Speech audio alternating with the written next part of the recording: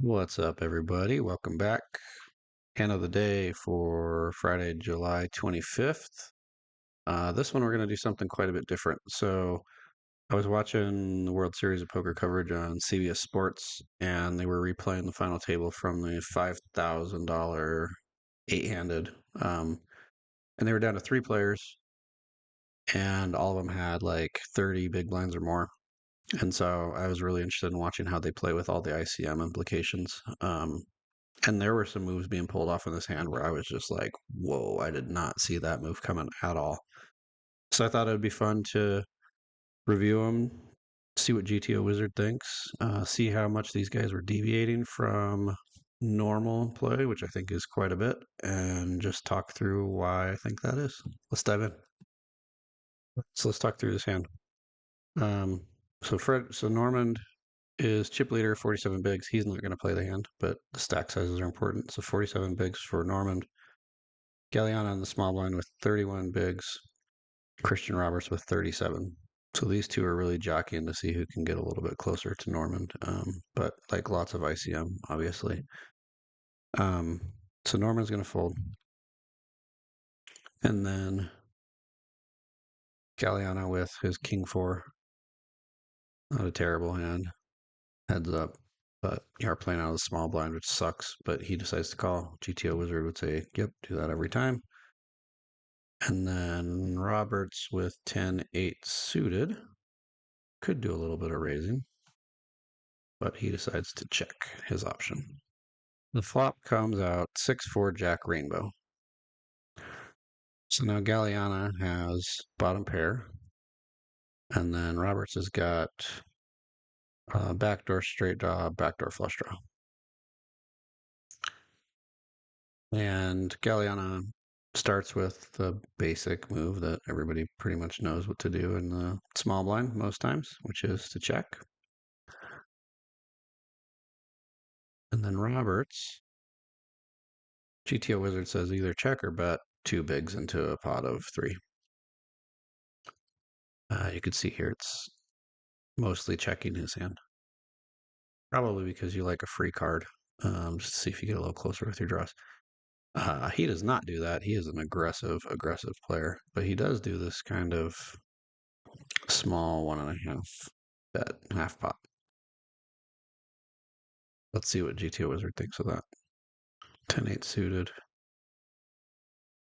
Yeah, it's like whatever. You can do that. You can do the two big blind bet. I don't care. But mostly you're checking. Well, he does not do that. He does this little half pot bet. And then Galliana with King 4 offsuit. This is really interesting to me. GTO Wizard's like, you can definitely raise this. And I guess you were trying to catch your opponent betting a lot of their backdoor draws, really, right? Um, and maybe if you turn up the aggression, they're just going to fold and you take the pot. You're protecting your hand too, because your four is maybe good a lot of the time now, but not likely to be good the longer the hand goes. So he decides to raise, and he does it to what is that? Almost four big blinds. GTO Wizard would tell you to do a big raise. Let's see if we add his raise size in here. What happens? And we wait, we wait, we wait for GTO Wizard. Okay. Yeah, so it's fine with that. So it's like, okay, if you want to do that, it's fine. I'm fascinated by this. I don't think I would ever find this raise. I guess it depends on how aggressively my opponent's playing. If they're just blasting me off of everything, then yeah, you definitely have to do some raising that doesn't feel good. All right, here's where things get really, really interesting. Now Roberts decides to click it back for 7 big blinds, basically. So now we've got a 3-bet post flop. But not like all the bet sizing is pretty small, right? I mean, that's basically a min 3-bet.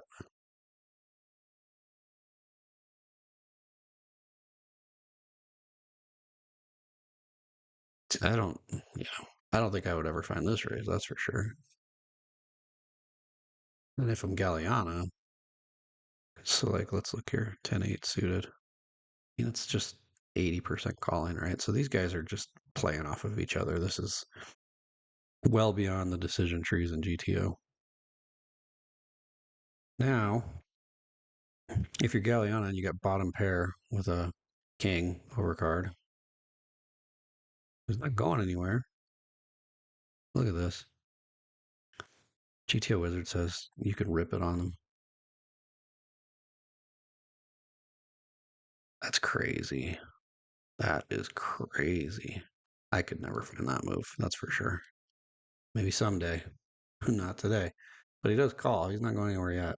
Suppose he's thinking, well, my opponent could have a jack, but would he have played a jack this aggressively? I don't know. Maybe. But let's see what develops. 9 of clubs. So now Roberts has a open-ended straight draw.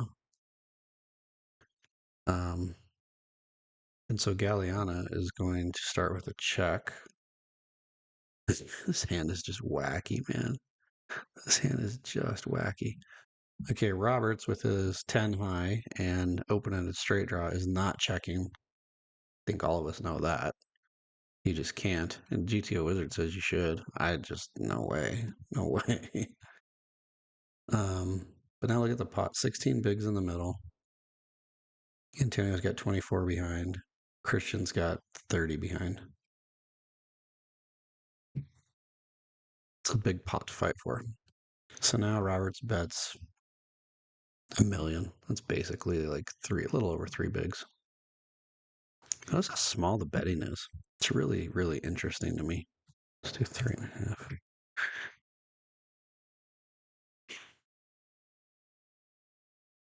Very careful. Very small bets. Not getting too crazy. Everyone wants to stay alive, right? But all the big money's up top. So he does this like 20% pot bet.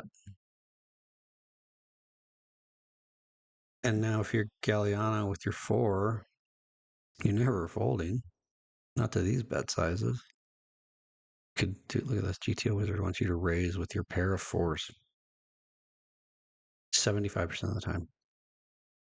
I just don't find these moves. Somebody's going to have to explain this shit to me because this is so beyond any decision tree I'm in. So he calls. Now it gets really awesome. This was like the most mind-blowing move to me. 5 of hearts. Okay. So now all your opponents 7-8 gets there, right? How often do they have 7-8? Let's think about that. On the flop. I think that's pretty likely. Because you could have backdoors multiple ways, right? And then the 9 comes out. If you have 7-8, you're definitely going to keep betting. Obviously, if you have 10-8 too. So the 5 does complete some stuff. That's a scary looking card, man. And Galliana decides this.